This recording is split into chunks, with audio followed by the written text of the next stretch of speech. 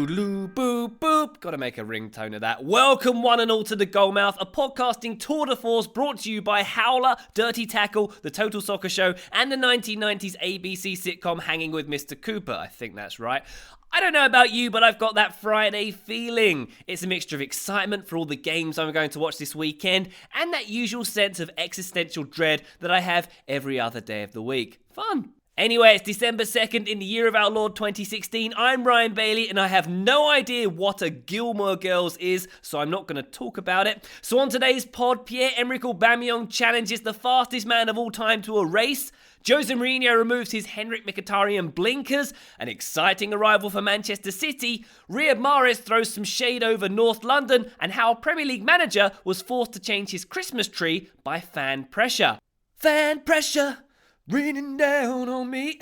Anyway, first up, Pierre-Emerick Aubameyang. The Borussia Dortmund star is renowned for his speed, and he devised the ultimate way of proving to everyone that he's a human version of Sonic the Hedgehog. He's challenged Usain Bolt to a race. Challenging the fastest man on the planet to a foot race might not sound like the smartest thing in the world to do, but Auba actually has a fighting chance in this one. In a training session in 2013, he ran 30 metres in 3.7 seconds. That's 800th of a second faster than Bolt over the same distance during the Jamaican's Berlin 100-metre world record sprint 7 years ago. When Bolt learned of Aubameyang's audacious challenge, he said, "He knows I'm going to win."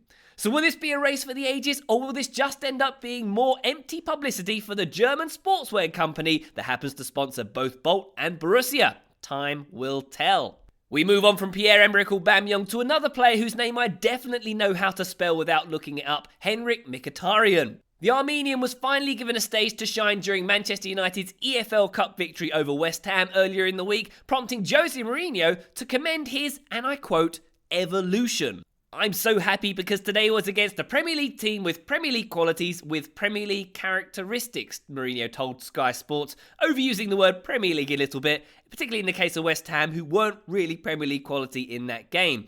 That clearly showed his evolution, said Mourinho.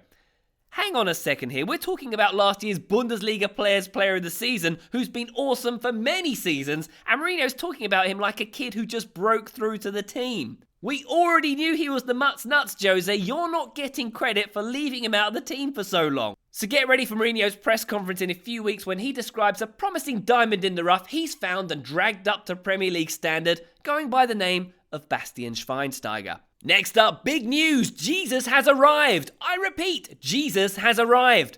Oh, hang on, my producer's telling me it's pronounced Gabriel Jesus and he's arrived in Manchester.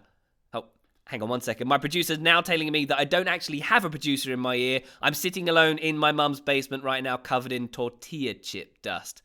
Yeah. Anyway, Brazil's next big thing was signed by Pep Guardiola a few months ago, but has made the transatlantic trip to Manchester after his Palmeiras side wrapped up the Brazilian Championship by beating Chapecoense in the last game they played before boarding their doomed flight. According to the Mirror, Jesus will be available for selection for City for their game against Burnley on January 2nd. Next up, Riyad Mahrez is probably no longer welcome in certain parts of London. 442 asked the Leicester star for his opinion on the funniest moment of last season. Strangely, he didn't opt for Louis van Gaal referring to Robert Huth pulling Marouane Fellaini's hair as sex-masochism, but to Tottenham's title demise instead. The funniest moment of last season, he said, I think it was when Tottenham were 2-0 ahead of Chelsea. All the team were at Jamie Vardy's house thinking, we're probably not going to win the championship tonight. I was like, what's the point of coming? Then it was 2-1, then it was 2-2. It was so funny. Yeah, so who's going to be the first Tottenham player next year to say their funniest moment of this season is when Leicester got relegated? And finally, an important Christmas tree update from Merseyside. Prolific tweeter and occasional Everton manager Ronald Koeman posted a picture of his festively decorated Christmas tree on Twitter on Thursday. But there was a big problem. The decorations were red, the colour of Southampton, and even worse around those parts, the colour of Liverpool. After hundreds of comments from disgruntled Toffees fans, he eventually changed the Christmas tree for one with white decorations. Not blue ones, white ones. Anyway, the Dutchman eventually posted a tweet saying, I think there are more serious problems in the world than making a big story out of a hashtag Christmas tree. Not on this podcast there ain't, Ronnie. Not on this podcast. Alright, that's it from me today. Thank you so much for listening. You can explore all these stories in greater detail by clicking the link in the show notes, and please help spread the gospel of the Goalmouth by telling your friends about us. After all, word of mouth really is the best form of advertising. Apart from, paid advertising. Or getting really fast athletes to talk about racing each other, but you get the point.